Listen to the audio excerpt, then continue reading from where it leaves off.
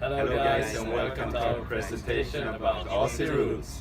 Hello, I'm going to talk about the rules and equipment about Australian football, and I'm going to start to talk about the field.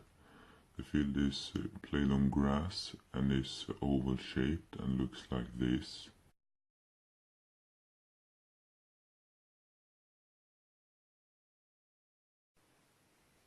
The field is very large, and it's about 135 to 185 meters from goal to goal, and the width of the pitch is about 110 meters to 155.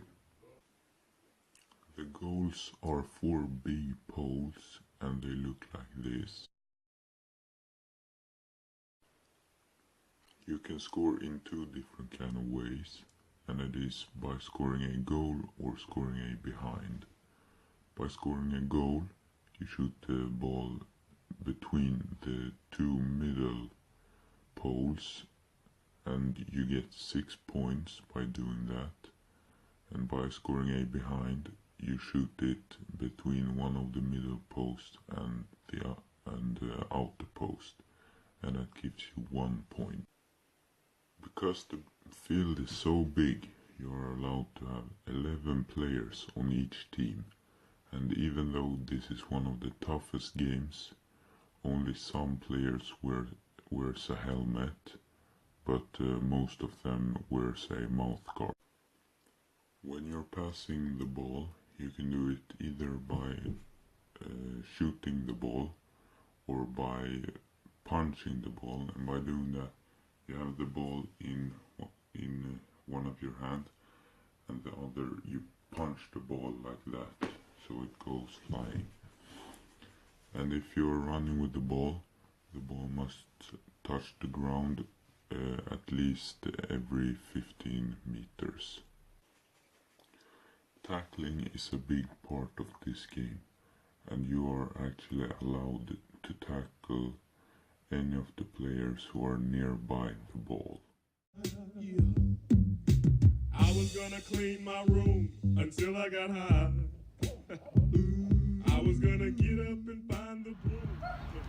Okay, the ball that we use is not quite like this, like a football. It's more like an American football, like more oval shape. Oh. The ball looks like this. It's usually red. The field doesn't look like a football field. It's a lot bigger and oval shaped.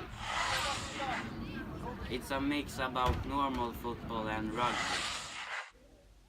In today's society, Australian football doesn't really play a big role for us here in the Western world, but in Australia it plays a huge role. It's one of the biggest sports in Australia and New Zealand, and that it's a way for young players and young kids to have something to do on the days and weekends.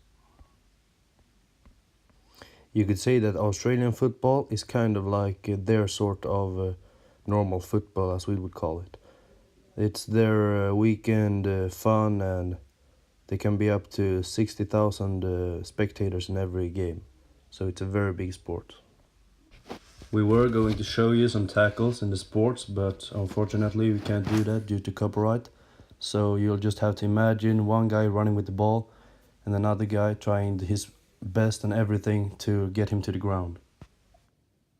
Now that we have pretty much covered everything we need to talk about in this movie, we only have about 4 minutes left until this film is 10 minutes long. And while we're talking about time, I think it's a good time for us to talk about how long a game can be. The game is divided up into 4 20-minute segments, and that makes the game in total 60 minutes long. But it's often a lot longer than that because of stoppage and other stuff that's going around in between the 4 20 minutes. Pass the ball in 2 different ways, either like this or like this. Imagine this is the goal. This is how you score. There's evidence of football being played sporadically in the Australian colonies in the first half of the 19th century. Compared to cricket and horse racing, football was viewed as a minor amusement at the time. And while little is known about these early off games, it's clear that they share no casual link with Australian football. In 1858, in a move that would help to shape Australian football in its formative years, public schools in Melbourne, Victoria began organising football games inspired by predecessors at English public schools. On 10th of July 1858, the Melbourne-based Bell's Life and Victorian Sporting Chronicle published a letter by Tom Willis, captain of the Victoria cricket team, calling for the formation of a football club with a code of laws to keep cricketers fit during winter. Born in Australia, Willis played in the centre. Touching hands, reaching out, touching me, touching you.